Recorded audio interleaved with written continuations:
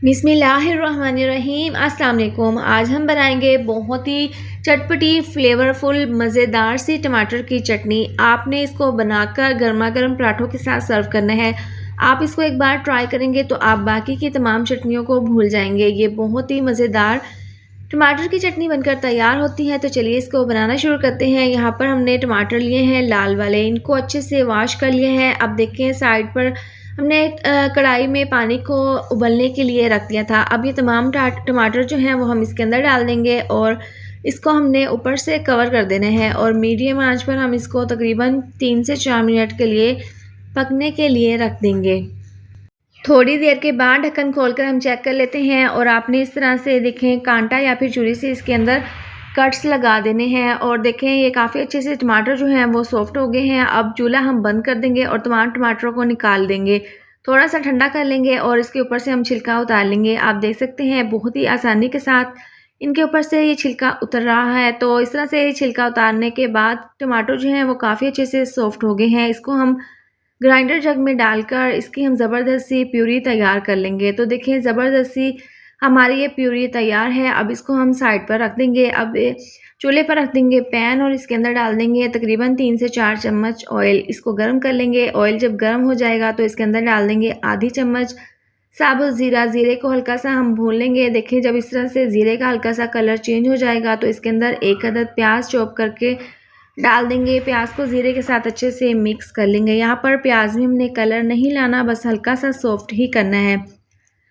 तो जब प्याज सॉफ्ट हो जाएंगे तो इसके अंदर डाल देंगे 2 चम्मच लहसुन और 2 चम्मच हरी मिर्चों को, दोनों को हमने देखिए बिल्कुल बारीक चॉप काट लिया है। ये डालने के बाद इसको हमने अच्छे से इस तरीके से मिक्स कर लेना है। इसको हमने चंद सेकंड के लिए पकाना है। इसके बाद जो हमने टमाटर की प्यूरी तैयार की थी वो हम इसके अंदर डाल देंगे और इस तरह से ये डालने के बाद इसको हमने अच्छे से मिक्स कर लेना है। अब यहाँ पर हमने तेज़ आंच पर इसको मिक्स करते हुए पकाना है। इसमें हमने पानी बिल्कुल भी नहीं डाला था, टमाटर अच्छे से सॉफ्ट हो गए थे तो ये अच्छे से ब्लेंड हो गए हैं।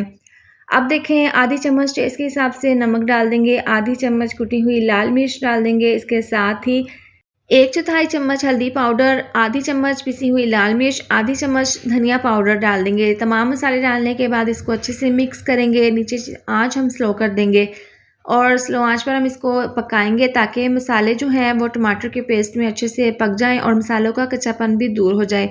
तो यहाँ पर चटनी जो है वो अच्छे से पकना स्टार्ट हो गई है। इस पॉइंट पर इसके अंदर हम शक्कर डाल देंगे। ये 4 चम्मच शक्कर है। अगर आपके पास गुड़ है तो आप गुड़ तोड़कर इसके 4 चम्मच अपने हिसाब से इसके अंदर शामिल कर दें। अगर आपको आपने चटनी चटपटी खानी है तो आपने 2 चम्मच शक्कर के डालनी है। अगर आपको इस तरह से चटपटी और मीठी सी चटनी चाहिए तो आपने 4 चम्मच शक्कर के इसके अंदर शामिल कर देनी है। तो देखिए अच्छे से हमने इसको मिक्स कर लिया है। शक्कर को हमने यहाँ पर अच्छे से मेल्ट करना है और चटनी को हमने मज़ीद और अच्छे से गाढ़ा कर लेना है। तो देखें 2 से 3 मिनट लगे हैं। चटनी जो है वो पहले से थिक हो गई है और तमाम मसाले अच्छे से इसके अंदर मिक्स हो गए हैं और पानी भी इसका ड्राई हो गया है। तो इस पॉइंट पर हम थोड़ा सा बारीक कटा हुआ धनिया इसके ऊपर छिड़क देंगे, इससे बहुत ही ज़बरदस्ती लुक आएगी। तो ये ज़बरदस्ती हमारी टमाटर की चटनी तैयार है। आपने इस तरह से एक बार ज़रूर ट्राई करना है। तो देखें इस तरह से हल्की सी ठंडी होने के बाद इसको हम बाउल में सर्व कर लेंगे। आपने इस तरह से बनाकर गर्मा गर्म पराठों के साथ इसको सर्व करना है और आप यकीन करें ये बहुत ही मज़ेदार पराठों के साथ लगती है। इसके साथ ही वीडियो अच्छी लगे तो लाइक और शेयर कर दें। अगर आप मेरे चैनल पर न्यू हैं तो चैनल को सब्सक्राइब कर दें। मिलते हैं नेक्स्ट वीडियो में। अपना ढेर सारा ख्याल रखें। अल्लाह हाफिज़।